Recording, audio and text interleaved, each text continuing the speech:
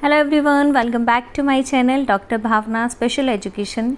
आज मैं सभी डिप्लोमा स्टूडेंट्स यानी कि जो भी डिप्लोमा आईडीडी या फिर वीआई या एचआई में कोर्स कर रहे हैं उन सभी के पेपर नंबर 1 से, जिसका नाम है इंट्रोडक्शन टू डिसेबिलिटीज़ यानी विकलांगता का परिचय, इस पेपर के हम लोग टॉपिक करेंगे। आपका फर्स्ट यूनिट आपकी रहेगी अंडरस्टैंडिंग डिसेबिलिटी। इससे पहले हम लोगों ने जो टॉपिक किया था वो था 1.1। आज हम लोग करेंगे 1.2। आप सभी स्टूडेंट्स के लिए ये कॉमन पेपर रहेगा। कॉमन पेपर यानी कि डिप्लोमा आईडीडी वीआई और एचआई के स्टूडेंट्स का सेम ही पेपर रहेगा। तो 1.1 के बाद में जो अभी नेक्स्ट हमारा रहेगा टॉपिक वो रहेगा 1.2 concept, meaning and definition, handicap, impairment, disability, activity limitation, habilitation and rehabilitation. आज हम लोग जो टॉपिक करेंगे वो रहेगा कि विकलांगता की क्या अवधारणा है, उसका अर्थ क्या है और परिभाषा क्या है। हानि, विकलांगता और गतिविधि सीमा हम लोग कह सकते हैं जो एक्टिविटी लिमिटेशन है, और हैबिलिटेशन एंड रिहैबिलिटेशन यानी कि हैबिलिटेशन हम लोग कह सकते हैं और पुनर्वास में क्या अंतर है उसको भी हम लोग जानेंगे, और उसका अर्थ क्या है वो भी हम लोग डिटेल में जानेंगे। सबसे पहले इस स्लाइड में हम जल्दी देखेंगे कि क्या है। एक में तो आप फर्स्ट वन में देख रहे हैं कि आर्टिफिशियल फुट, मतलब कि किसी के भी अगर पैर का कट जाते हैं तो उसकी जगह कृत्रिम अंग लगाया जाता है। हो सकता है कि बाजू है या पर पैर है, तो उसको आर्टिफिशियल फिट आप देख रहे हैं डिसेबल पर्सन के लिए। सेकेंड जो दिया वो हेयरिंग इम्पेयरमेंट है। हेयरिंग इम्पेयरमेंट जिसको सुनाई देने में अक्षमता है। स्पीच इम्पेयरमेंट हम लोग कह सकते हैं वाणी क्षति होना। फिजिकल डिसेबिलिटी जो कि किसी भी व्यक्ति को चलने फिरने में अक्षमता होना ड्यू टू ऑफ शारीरिक हम लोग कह सकते हैं कि अक्षमता या दिव्यांगता की वजह से। एंड नेक्स्ट हम लोग देख रहे हैं जो लास्ट वन है विजुअल इम्पेयरमेंट, जिनको दिखाई देने में कहीं ना कहीं हम लोग कह सकते हैं कि कमी होना या प्रॉब्लम का आना, जैसे चश्मा लगा भी हुआ है। कुछ तो टोटली ब्लाइंड पर्सन होते हैं और कुछ पार्शियली हम लोग कह सकते हैं पार्शियल साइटेड भी होते हैं जिनको कम दिखाई देता है। विजुअल इम्पेयरमेंट में जैसे देख भी रहे हैं कि केन हाथ में लिया है। तो इसके बाद में जो नेक्स्ट है डिसेबिलिटी। अब डिसेबिलिटी जैसे हमने लास्ट स्लाइड में पढ़ा भी कि फिज़िकल डिसेबिलिटी है, हेयरिंग का है जो साइन लैंग्वेज का यूज़ कर रहे हैं, तो वो सेकंड नंबर वाले में हेयरिंग हम लोग कह सकते हैं कि इम्पेयर्ड पर्सन जो होते हैं वो यूज़ करते हैं। विजुअल इम्पेयरमेंट पर्सन जो है वो केन का यूज़ करते हैं। और ये जो ब्रेन का ये हम लोग कह सकते हैं कि इंटेलिजेंस का कम होना, आईक्यू लेवल का कम होना या इनकम्प्लीट डेवलपमेंट ऑफ माइंड, दिमाग का आधा और अधूरा विकास होना हम लोग कह सकते हैं कि पर्सन को क्या IDD person, intellectual developmental disability हमारे इसके अंतर्गत आती है। अब हम लोग नेक्स्ट स्लाइड में आप लोग देख रहे हैं कि फर्स्ट हमारा डिजीज़ है। ये एरो का मतलब है कि ऐसा नहीं है कि हैंडीकैप वो एकदम से ही हो जाता है, कोई भी व्यक्ति विकलांग कहला जाता है, नो। ये कहीं ना कहीं क्या पहले डिजीज़ आता है, उसके बाद इम्पेयरमेंट। डिजीज़ कोई बीमारी का होना, उसके बाद में क्षति, एंड डिसेबिलिटी इज़ अक्षमता, एंड हैंडीकैप्ड होता है विकलांगता है। तो डिजीज़ किसको कहीं ना कहीं लीड करता है, इम्पेयरमेंट को, और इम्पेयरमेंट क्षति किसको लीड करती है, डिसेबिलिटी का, और डिसेबिलिटी किसको लीड करती है, हैंडीकैप को लीड करती है। अभी जैसे इम्पेयरमेंट क्या है, इम्पेयरमेंट जैसे मैंने बोला क्षति है बायोलॉजिकली, क्या है जैविकीय हम लोग कह सकते हैं कि कारक है जैविकीय। ऑर्गेन लॉस किससे भी, अभी जैसे बायोलॉजिकल बोला गया, हो सकता है कि मेरे फिट में चोट लगे तो उसकी वजह से क्या है मेरे को चलने में प्रॉब्लम आ रही है, मेरे फिट में इन्फेक्शन बढ़ गया, और वो क्या कॉज कर रही है हमारी डिसेबिलिटी। पहले तो क्षति हुई थी, मेरे को चोट लगी, लेकिन इन्फेक्शन ज़्यादा बढ़ गया और मेरे पैर को काटना पड़ गया, तो वो क्या बन गई डिसेबिलिटी। अब डिसेबिलिटी क्या है आपके फंक्शनल, और इम्पेयरमेंट क्या है बायोलॉजिकल है ना। उसमें ऑर्गन लॉस हुआ था लेकिन फंक्शनल अब डिसेबिलिटी, जब व्यक्ति को अगर जैसे मेरे को पहले तो मेरे पैर के अंगूठे में चोट लगी थी तो उसकी वजह से क्या हुआ, इन्फेक्शन बढ़ गया और मेरा पैर को ही काटना पड़ गया। I am just coding example. अब हमारी जो अक्षमता है उसमें क्या हो गया कि जब मेरा पैर काट दिया तो अब मुझे क्या दिक्कत आ रही है, मुझे चलने में दिक्कत आ रही है, तो वो क्या हो गया हमारा इनएबिलिटी टू फंक्शन, यानी मुझे काम करने में, चलने फिरने में दिक्कत आ रही है। और जो डिसेबिलिटी है, डिसेबिलिटी किसको बढ़ावा देती, किसको कारण बनती है, हैंडीकैप का। हैंडीकैप जैसे मैंने बोला भी कि विकलांगता। अब ये सोशल है, सोशल मतलब कि अब जैसे मेरा पैर कट गया और मैं स्कूल तक नहीं जा पा रही हूँ due two of my disability, वो किसको हम लोग कह सकते हैं बढ़ावा दे दिया उसने, विकलांगता को, कि अनेबल टू सपोर्ट सोसाइटी। अब सोसाइटी में कुछ भी कंट्रीब्यूट नहीं कर पाऊँगी जब मैं एजुकेशन नहीं ले पाऊँगी या मैं कहीं जा आ नहीं पाऊँगी। जैसे एग्जाम्पल भी इसमें दिया हुआ है, तो डिजीज़ इज़ इम्पेयरमेंट, क्षति है ना। तो अब डिजीज़ क्या है, डिजीज़ बीमारी में हमारे कैंसर आ सकता है, could not heal after medicine, जो कि दवाइयों के बावजूद भी सही नहीं हो पाता है। और इम्पेयरमेंट है, अभी जैसे एरो बना हुआ है कि डिजीज़ के बाद में इम्पेयरमेंट होता है, इम्पेयरमेंट के बाद डिसेबिलिटी और हैंडीकैप। अब इसके बाद में हमारे impairment I loss of fit, मतलब कि लॉस ऑफ फुट मतलब मेरे पैर क्या क्या है, कहीं चोट लग गई है ना। Loss of organ in the form of foot, अब मेरा पैर क्या कट गया और इन्फेक्शन बढ़ गया था, पैर के टोप में मेरे लगी थी और मेरे पैर को काटना पड़ गया। अब डिसेबिलिटी, कांट वॉक, मैं चल फिर नहीं पाऊंगी क्योंकि मेरा एक पैर कट गया। इम्पेयरमेंट ने किसको बढ़ावा दे दिया था, डिसेबिलिटी को बढ़ावा दे दिया। अब limits the function of walking as normal person do, जिस तरह एक नॉर्मल व्यक्ति चल फिर सकता है उस तरह मुझे चलने में अक्षमता हो गई क्योंकि मैं डिसेबल हो गई। अब हैंडीकैप क्या हो गया हमारा, डिसेबिलिटी ने किसको बढ़ावा दे दिया, हैंडीकैप, कि लॉस्ट जॉब नो जॉब। अब यहाँ तो जॉब का दिया है, अब यहाँ पे हम लोग नो स्कूल भी कर सकते हैं कि स्कूल नहीं बच्चा जा पाएगा तो एजुकेशन नहीं ले पाएगा। और कहीं अगर डिसेबिलिटी हो गई, अब ड्यू टू ऑफ डिसेबिलिटी मेरे को क्या जॉब करने में भी अक्षमता हो गई। और इसी में क्या बोले, unable to work so didn't find job at unable to support the society. अब मेरे को क्या हुआ कि मेरे को जब मैं चल नहीं पाई तो मुझे जॉब फाइंड आउट करने में दिक्कत आई, जिसकी वजह से मैं सोसाइटी को कंट्रीब्यूट नहीं कर पाऊँगी, ना तो शारीरिक तौर से फिजिकली और ना ही फाइनेंशियली तौर से कंट्रीब्यूट कर पाए। अब जैसे इम्पेयरमेंट का है, इम्पेयरमेंट फिजिकली भी हो सकते हैं, मेंटल भी हो सकते हैं, इंटेलेक्चुअल भी हो सकते हैं, सेंसरी भी हो सकते हैं। फिजिकल शारीरिक, मानसिक हम लोग मेंटल को बोलते हैं, इंटेलेक्चुअल बौद्धिक, और सेंसरी हम लोग कह सकते हैं संवेदीय। एंड डिसेबिलिटी, अब बैरियर्स कौन कौन से रहते हैं, बाधाएं, बैरियर्स यानी कि बाधाएं हैं हमारे, बाधाएं, तो जिसमें एटीट्यूड है, दृष्टिकोण, इन्फॉर्मेशन, प्रॉपर इन्फॉर्मेशन का नहीं मिलना, एटीट्यूड्स हैं कि सोसाइटी का, टीचर्स का, पेरेंट्स का, किसी का भी दृष्टिकोण जो है दिव्यांग बच्चों के लिए, व्यक्तियों के लिए सही नहीं होना, तो वो बाधा बन जाती है। इन्फॉर्मेशन, प्रॉपर अवेयरनेस नहीं होना, इन्फॉर्मेशन नहीं होना, कम्युनिकेशन, संप्रेषण नहीं हो पाना, या इंस्टीट्यूशनल भी हम लोग बोल सकते हैं कि संस्थागत तरीके से भी हम लोग कह सकते हैं। अब हम लोग ये तो हमने थोड़ा सा ओवरव्यू लिया, अब हम थोड़ा सा डिटेल में जाएंगे इसमें कि इम्पेयरमेंट क्या है। जैसे मैंने आप सभी स्टूडेंट्स को भी बोला था कि मैं ये आप लोगों को जो मेरी प्रेजेंटेशन है उसको मैं शेयर कर दूँगी ऑन माय टेलीग्राम चैनल, और बहुत सारे स्टूडेंट्स का मुझे मैसेजेस भी आ रहे हैं कि मैम अभी तक आपने भेजा नहीं। फर्स्ट ऑफ ऑल मैं आप लोगों को क्लियर कर दूं कि जब अभी मैंने 1.1 करवाया है आप लोगों को और 1.2, तो इस तरह से 1.5 तक जब ये कंप्लीट हो जाएगी, आपके कंप्लीट यूनिट हो जाएगी, आफ्टर दैट मैं आप लोगों को इसको टेलीग्राम पर भी शेयर कर दूंगी। तब तक आप लोग प्लीज़ इसको ध्यान से सुनिए कि क्या आप लोगों को बताया जा रहा है और समझने की कोशिश कीजिए।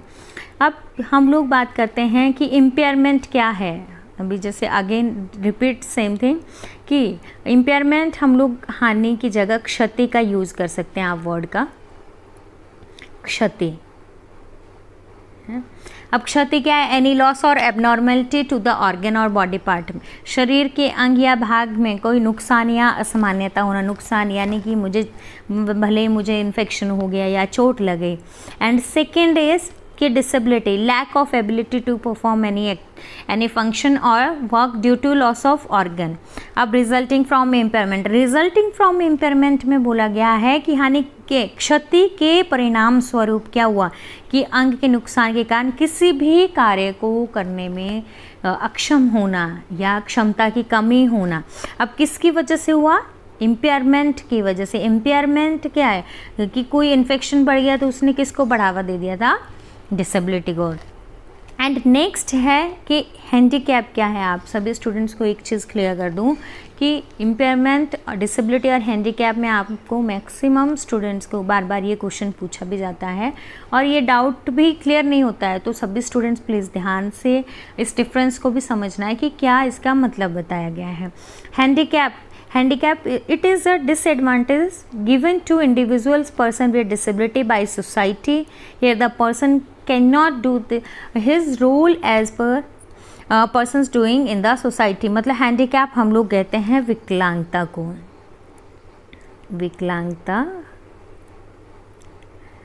विकलांगता को। अब ये क्या समाज के द्वारा हम लोग कह सकते हैं कि कोई भी व्यक्ति को ऐसा नुकसान होता है, यहाँ पर क्या व्यक्ति अपनी भूमिका नहीं निभा सकता है जैसे कि दूसरे पर्सन जो है निभाते हैं। जैसे नॉर्मल पर्सन जो है अपना रोल प्ले करता है, उस तरह से जो हमारा दिव्यांगजन है वो नहीं निभा सकते हैं ड्यू टू ऑफ किसके? डिसेबिलिटी की वजह से वो पर्सन अपने रोल को परफॉर्म करने में अक्षम हो जाता है। अब डिसेबिलिटी क्या है, या आप लोगों को 1 मार्क में भी पूछा जाता है कि disability is any condition that makes it more difficult for person to do certain activities और effectively interact with the world around them socially और हम लोग materially. These conditions or impairments may be cognitive, developmental, intellectual, mental, physical, sensory और combination of multiple factors। अब इसमें क्या बोला गया अभी आप लोग हिंदी में भी, क्योंकि इसीलिए मैं बाइलिंगुअल आप लोगों के लिए लाई हूँ सो दैट सभी स्टूडेंट्स को क्लियर हो कि विकलांगता कोई भी स्थिति जो व्यक्ति के कुछ गतिविधियों को करना जाता है या उसके आसपास की दुनिया में प्रभावी ढंग से बातचीत करना। जैसे मैंने बोला disability is not only a single type. अगर हम लोग बात करते हैं तो अभी RPWD एक्ट के अकॉर्डिंग, जैसे मैंने बोला भी था, 21 टाइप्स की डिसेबिलिटीज़ हैं जिसमें हम लोग संज्ञानात्मक कॉग्निटिव भी बोल सकते हैं, डेवलपमेंटल भी, बौद्धिक भी, मेंटल भी और शारीरिक संवेदी, डिफरेंट टाइप्स के हम लोग कह सकते हैं कि क्या है दिव्यांगताएं होती है जिसमें आपके बहुत सारे फैक्टर्स अफेक्ट करते हैं और उसकी वजह से क्या है दिव्यांगता होती है। और विकलांगता पैदा करने वाले जैसे क्षति जो है वो जन्म से ही मौजूद होती है और व्यक्ति के जीवन काल के दौरान प्राप्त की जा सकती है। ऐसा नहीं है कि जो इम्पेयरमेंट कॉजिंग डिसेबिलिटी में be present from the birth, यानी कि हो सकता है कि ये जन्म से हो या फिर acquire during persons life time, कभी भी आफ्टर जो बर्थ भी होता है और बिफोर हम लोग कह सकते हैं कि जब माँ के गर्भ में भी होता है बच्चा, तो उस टाइम पे भी जो क्षति या विकलांगता हो सकती है।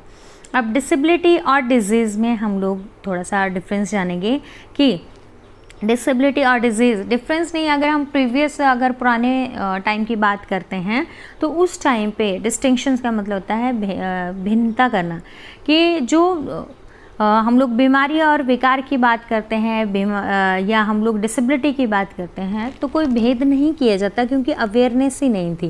जैसे इंग्लिश में भी दिया है कि there was a time when people made no distinctions between the terms disease, disorders and disabilities. Even now, many are not sure whether a child has disease or disability. This confusion must be first clarified. कि पहले की अगर हम बात करते तो एक वक्त ऐसा भी था जिसमें भिन्नता ही नहीं होती थी कि डिसेबिलिटी क्या है और डिजीज़ यानी बीमारी क्या है।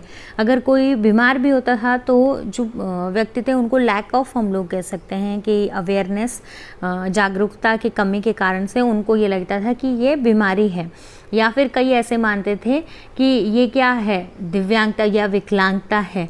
तो सबसे पहले जो ये इस तरह का हम लोग कह सकते हैं कन्फ्यूजन है उसको क्लियर करने की बहुत ही ज़रूरत है।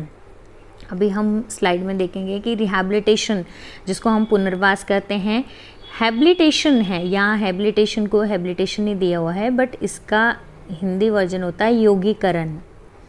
या आप लोगों को पूछा भी जाता है बार बार कि हैबिलिटेशन और रिहैबिलिटेशन में क्या डिफरेंस है। अब अगर हम लोग इसमें देख रहे हैं, एक में तो साइन लैंग्वेज का यूज़ किया गया है और सेकंड वाले जो हम देख रहे हैं पिक्चर में, उसमें किसको ये यूज़ में लाया गया है, जो डिवाइसेस हैं। अब हम लोग जानेंगे कि ये इन पिक्चर से क्या क्लियर हो रहा है कि रिहैबिलिटेशन है। तो रिहैबिलिटेशन का क्या हम लोग कह सकते हैं, जो जिस बच्चे ने हेयरिंग एड को यूज़ में लाया है, यहाँ हम देख भी रहे हैं, तो हेयरिंग एड का यूज़ लाया है, इसका मतलब है कि ये क्या है, पुनर्वास का एग्जाम्पल है। और साइन लैंग्वेज का हमारा जो साइन लैंग्वेज में बच्चा बात कर रहा है वो किसका है, हैबिलिटेशन का है। ये हम आगे इसको क्लियर भी करेंगे नेक्स्ट स्लाइड में। अभी जैसे एग्जाम्पल है, तो हैबिलिटेशन क्या है, a child born hearing but later on due to typhoid और he lost his hearing skill, now he is using hearing aid and hear with the help of hearing aid like before। अब हमारा जो मैंने slide में दिखाया था कि ये बच्चे को हेयरिंग प्रॉब्लम है, तो ये प्रॉब्लम हो सकता है इसको टाइफाइड हुआ, कोई एक्सीडेंट हो गया, किसी ने कान पे मारा, what ever the reason behind that. अब इस बच्चे के लिए क्या यूज़ में लाया गया, हेयरिंग एड को यूज़ में लाया गया सो दैट ये सुन सके। अब ये एग्जाम्पल से क्लियर हो रहा है कि ये किसका है, पुनर्वास का है। और यहाँ योगीकरण हम लोग कहते हैं जो हमारा हैबिलिटेशन है। इसमें क्या कहा गया है कि habilitation a child born deaf he can't hear so he uses sign language और lip reading to communicate. Habilitation में हम लोग कह सकते हैं कि यहाँ पे स्लाइड में देख रहे हैं कि इसमें जो लड़की है वो साइन लैंग्वेज में बात कर रही है, क्योंकि ये जो साइन लैंग्वेज का यूज़ इसलिए यूज़ में लाया जा रहा है क्योंकि इसको कंजेंशियल हम लोग कह सकते हैं कि जन्मजात।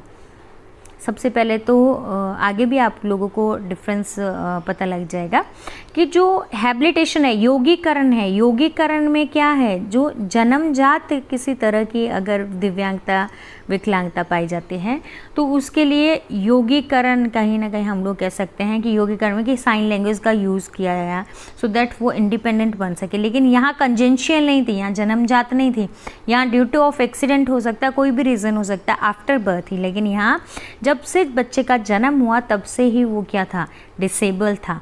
और उसके लिए किसका यूज़ लाया गया, लिप रीडिंग, संवाद करने के लिए साइन लैंग्वेज का और लिप रीडिंग का उपयोग किया गया, जो कि सुन नहीं सकता था बाय बर्थ। अभी जैसे नेक्स्ट स्लाइड में हम देख रहे हैं कि हैबिलिटेशन है, अभी इससे आपको और क्लियर होगा। योगीकरण, योगीकरण हम हिंदी में कहते हैं।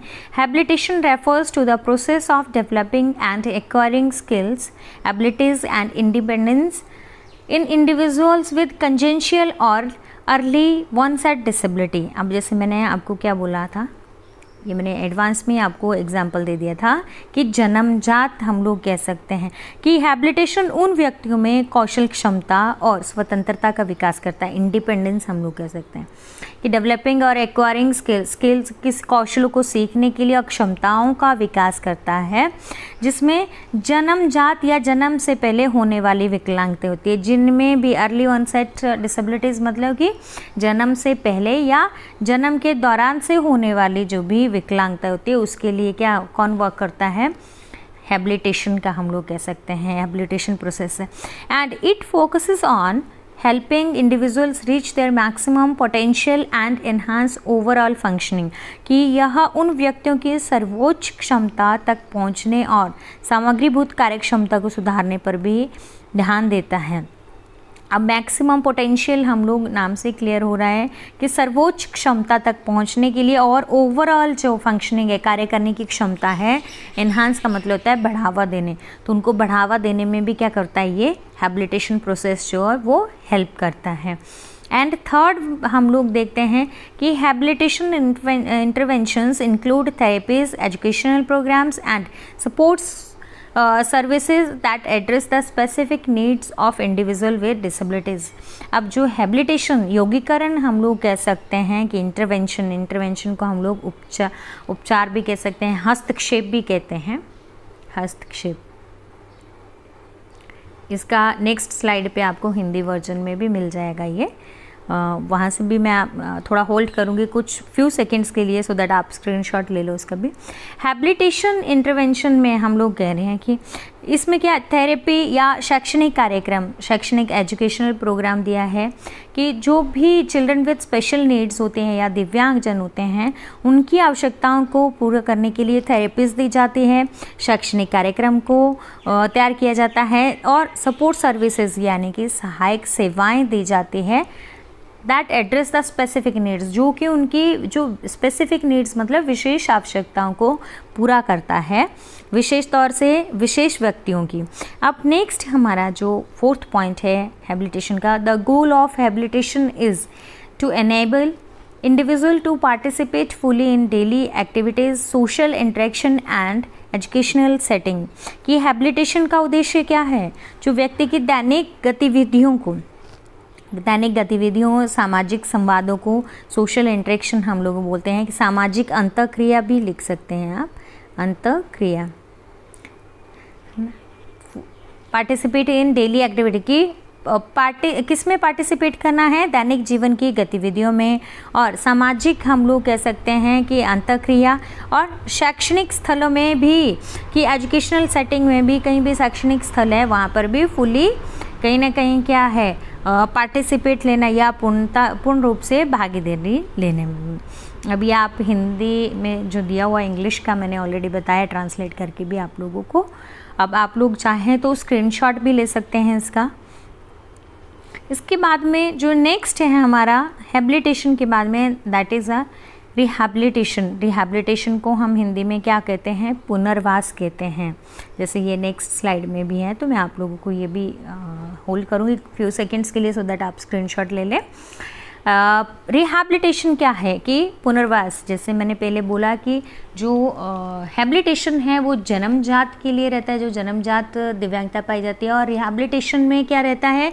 Rehabilitation involves restoring and regaining lost skills, functions और independence in individuals who have acquired disabilities due to injury, illness और अदर फैक्टर्स। यानी पुनर्वास में क्या रहता है कि उन व्यक्तियों के लिए होती है जिनमें चोट, बीमारी या अन्य कारकों के कारण से दिव्यांगता होती है। रिस्टोरिंग करता है, रिस्टोरिंग हम लोग कहते हैं कि पुनः भंडारण करता है जो भी क्षमताएं खो चुकी होती है। अभी जैसे ये बाय बर्थ तो है नहीं, ऐसा नहीं है इसमें कि जो भी दिव्यांगजन है वो जन्म से ही उसको दिखाई नहीं देता था या सुनाई नहीं देता था व्यक्ति या बच्चे को। अब हो सकता है कि बच्चा 8-10 साल का हो गया, तब तक तो नॉर्मल फंक्शनिंग थे उसकी, लेकिन अब सडन से उसका एक्सीडेंट हो गया और वो चलने में उसको प्रॉब्लम आ गई, या वो किसी भी रीज़न से ड्यू टू ऑफ इलनेस, जैसे दिया हुआ इलनेस है या कोई भी फैक्टर हो सकता है, इंजरी हो गई, वो बोल नहीं पा रहा है या देख नहीं पा रहा है एक्सीडेंट की वजह से। अब क्या है रिस्टोरिंग, मतलब जो देखने की क्षमता उसकी चली गई थी उसको पुनः भंडारण करने के लिए क्या है कि सो दैट वो फंक्शन कर सके, कार्य कर सके इंडिपेंडेंटली, आत्मनिर्भर होकर के। तो ऐसे में क्या किया जाता है? पुनः भंडारण किया जाता है कि उनको दोबारा से हम लोग कह सकते हैं इंडिपेंडेंट बनाया जाता है उन पर्सन्स को, सो दैट वो इंडिपेंडेंटली लाइफ को लीड कर सके, जी सके। Next, it aims to help individuals recover and adapt to their changed circumstances, promoting their physical, psychological and social well-being। यानी कि इसका उद्देश्य क्या रहा है कि जो भी डिसेबल बच्चे हैं, दिव्यांगजन हैं, उनकी पुनः स्थापना या खोए हुए कौशलों या स्वतंत्रता को पुनः प्राप्त करना, और उनकी शारीरिक फिजिकल है, फिर साइकोलॉजिकल हमारे आगे कि मानसिक और सामाजिक, हम लोग कह सकते हैं कि सामाजिक वेलबींग को भी सुनिश्चित करना है। अब नेक्स्ट है कि रिहैबिलिटेशन इंटरवेंशंस में include medical treatment, therapies, assistive devices and vocational training. कि जो रिहैबिलिटेशन पुनर्वास हम लोग कह सकते हैं हस्तक्षेप में आपके क्या क्या चीज़ें इंक्लूड होती, शामिल होती है, जिसमें एक तो मेडिकल ट्रीटमेंट, चिकित्सा उपचार दी जाता है, थेरेपीज दी जाती है, सहायक उपकरण, असिस्टिव डिवाइसेस को बोलते हैं सहायक उपकरण, और वोकेशनल व्यावसायिक ट्रेनिंग दी जाती है सो दैट वो इंडिपेंडेंट हो सके। And 4th one is the goal of rehabilitation is to facilitate individuals reintegration into society and improve their quality of life, यानी पुनर्वास का उद्देश्य क्या रहता है? व्यक्ति को समाज में पुनर्स्थापित करना, जो मतलब कट ऑफ हो जाते हैं due two of disability, society उनको अलग कर देती है, उनको पुनर्स्थापित करना और उनके जीवन में क्या करना? Improve their quality of life, जीवन में गुणवत्ता को सुधारना, क्वालिटी ऑफ लाइफ उनकी बनाना।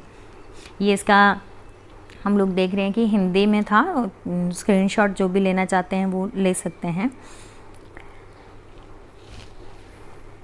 या आप लोगों को पूछा भी जाता है डिफरेंस, और आप लोगों को 1 मार्क में भी पूछा जा सकता है 2 मार्क्स में कि हैबिलिटेशन क्या है या फिर रिहैबिलिटेशन क्या है। सो नेक्स्ट हम लोग देखेंगे डिफरेंस बिटवीन हैबिलिटेशन और रिहैबिलिटेशन। अगर हम लोग मैक्सिमम स्टूडेंट्स ऐसे हैं जिनको क्लियर ही नहीं होता कि हैबिलिटेशन क्या होता है और रिहैबिलिटेशन क्या होता है, तो हम जल्दी जल्दी से डिफरेंस को भी जानेंगे। फर्स्ट वन है, it focuses on individuals with congenital और अर्ली वनसेट डिसेबिलिटी, यानी कि यह क्या जन्मजात या शुरुआती विकलांगता वाले व्यक्तियों पर केंद्रित होता है। सेकंड हम लोग अभी इसमें देखेंगे रिहैबिलिटेशन में, it focuses on individuals with acquired disabilities. Rehabilitation में क्या बोला गया है कि अधिग्रहित मतलब एक्वायर्ड, हम लोग ऐसा नहीं बोल सकते हैं कि जन्म से ही रहते हैं, जन्म के बाद भी किसी भी कारण से हो सकती है दिव्यांगता। एंड सेकेंड है हैबिलिटेशन में, it aims to develop skills and abilities, यानी इसका उद्देश्य क्या रहता है? कौशल और क्षमताओं का विकास करना। और इसमें रिहैबिलिटेशन में it focuses on restoring lost of skills और फंक्शन। जैसे मैंने बोला कि पहले तो नॉर्मल तरीके से फंक्शनिंग कर रहा था, लेकिन सडन से एक्सीडेंट हो गया और क्या है, कार्य करने की क्षमता खो चुका है। तो इसमें क्या करते हैं, रिस्टोरिंग लॉस्ट स्किल्स, जो खोए हुए कौशल होते हैं उनको दोबारा से पुनः भंडारण किया जाता है। It is proactive and preventive in nature. अब प्रोएक्टिव का मतलब होता है सक्रिय, हैबिलिटेशन क्या है? सक्रिय है और निवारक है। प्रिवेंटिव मतलब हम लोग कह सकते हैं कि निवारक है, किसी भी समस्या का समाधान या समस्या को बढ़ने से या दिव्यांगता बढ़ने से भी रोका जा सकता है, क्योंकि ये बाय बर्थ है। It is a reactive and aim to restoring functioning function. अब इसमें क्या बोला कि यह क्या प्रतिक्रियाशील है और इसका उद्देश्य क्या है? कार्य को हम लोग कह सकते हैं कि कार्य का करने में सक्षम बनाना किसी भी व्यक्ति को। It is often a life long process, यह क्या है? एक लाइफ लॉन्ग आजीवन प्रक्रिया है। और जो रिहैबिलिटेशन है वो क्या है? शॉर्ट टर्म प्रोसेस है। हम लोग कह सकते हैं कि ये क्या है? शॉर्ट टर्म के लिए अल्पकालिक एक प्रोसेस है, प्रक्रिया है, जिसमें विच डिपेंडिंग ऑन इंडिविजुअल्स कंडीशन और गोल्स, व्यक्ति के हम लोग कह सकते हैं कि कंडीशन कैसे, स्थिति कैसी है और गोल कैसे लिए हैं। कंडीशन मतलब अगर कोई व्यक्ति बहुत ही सीवियर कैटेगरी का है तो उस स्थिति में हम लोग क्या कह सकते हैं कि हो सकता है कि उसमें इम्प्रूवमेंट लाना जो है वो टफ हो जाता है। तो ये शॉर्ट टर्म भी हो सकता है, लॉन्ग टर्म भी में भी कुछ भी आप कह सकते हैं। It is used for infant और चिल्ड्रन, ये कंजेंशियल है, जन्मजात है, इसीलिए किसके लिए यूज़ में लाया जाता है इसको? शिशु, इन्फेंट मतलब शिशु, या फिर हम लोग कह सकते हैं बच्चों के लिए जो जन्मजात बच्चे होते हैं। एंड जो फिफ्थ वन है रिहैबिलिटेशन का, दैट इज़ कि it is used for adult और पोस्ट लिंगुअल, कि आफ्टर सर्टन एज इसका उपयोग जो है वो वयस्क के लिए भी किया जा सकता है, या फिर एक पोस्ट लिंगुअल हम लोग कह सकते हैं, पोस्ट लिंगुअल जो दिया है कि कुछ भी किसी भी निश्चित उम्र के बाद के लिए भी उपयोग में लाया जाता है, क्योंकि ये क्या है? आफ्टर पर्सन के जो बर्थ के बाद में होता है, और ये क्या होता है? जन्म के टाइम से ही होता है। तो ये इसका हिंदी वर्जन है, तो आप लोग चाहें तो इसका स्क्रीनशॉट ले सकते हैं। अब डेफिनेशन ऑफ रिहैबिलिटेशन है, WHO के अकॉर्डिंग डेफिनेशन दिया है। WHO define rehabilitation as the combines and coordinated use of medical, social, educational and vocational measures for training the individual to highest level of functional ability. अब इसमें क्या बोला गया है, WHO ने क्या बोला है कि कंबाइंस ऑफ कोऑर्डिनेटेड, मतलब कि ऐसा नहीं है कि ये सिंगल किसी के भी मैं मेडिकल अगर ट्रीटमेंट दे रही हूँ तो उसी के माध्यम से किसी में इम्प्रूवमेंट लाई जा सकती है। नो, कंबाइंस है, मतलब हर तरह के हम लोग कह सकते हैं कि मेडिकल ट्रीटमेंट के भी, सोशल के भी, एजुकेशनल भी और वोकेशनल की भी ट्रेनिंग की ज़रूरत पड़ती है, सो दैट जो व्यक्ति है उसमें हाईएस्ट लेवल ऑफ फंक्शनिंग या एबिलिटी को बढ़ावा दिया जा सके। अब टाइप्स ऑफ रिहैबिलिटेशन में हम लोग देखेंगे कि टाइप्स ऑफ रिहैबिलिटेशन में पुनर्वास के प्रकार कौन कौन से हैं। तो फिज़िकल हम लोग रिहैबिलिटेशन देखते हैं, focuses on improving physical functioning and mobility, यानी शारीरिक और गतिशीलता को सुधारने पर ध्यान केंद्रित करता है। Includes exercise, therapies, assistive devices to restore strength, flexibility and motor skill. अब इसमें क्या बोला गया है कि ये इसमें इंक्लूड्स एक्सरसाइजेज, इसमें एक्सरसाइजेज को भी शामिल किया जाता है, थेरेपीज को भी, और असिस्टिव डिवाइसेस हैं जिसको हम सहायक केंद्र के सहायक हम लोग उपकरण कहते हैं, उसको भी यूज़ में लाया जाता है। Restoring strength, so that strength को हम लोग क्या है पुनः भंडारण कर सकें या स्टोर कर सकें।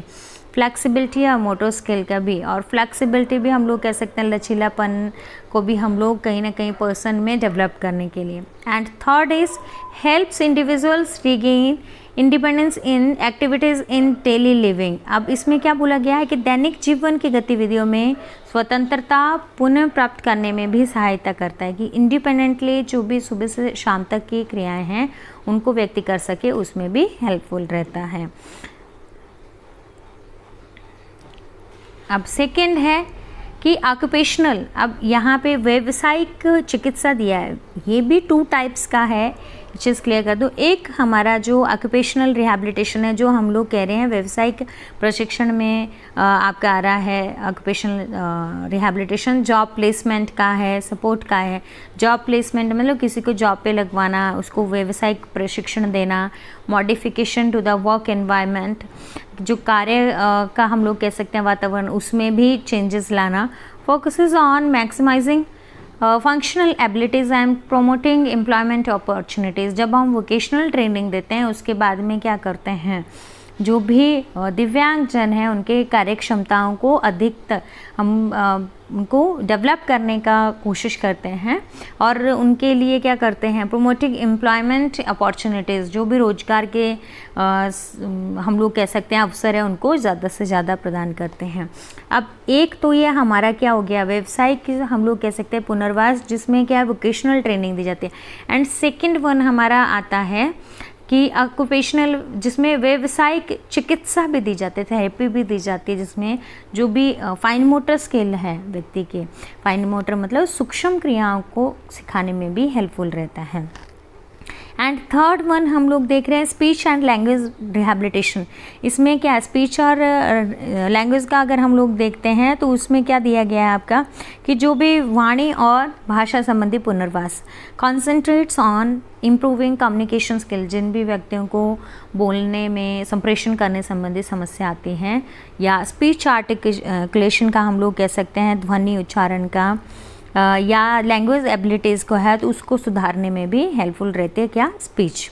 एंड सेकंड है involves speech therapy, languages exercise, augmentative and alternative communication techniques हैं, यानी भाषा चिकित्सा, या फिर हम लोग कह सकते हैं कि लैंग्वेज जो एक्सरसाइज होती है, भाषा हम लोग व्यायाम कहते हैं, या सहायक और वैकल्पिक। अभी जो ऑगमेंटेटिव है और अल्टरनेटिव है, एक तो संवर्धित हम कहते हैं और वैकल्पिक हम लोग कहते हैं, संचार तकनीकों का भी यूज़ किया जाता है।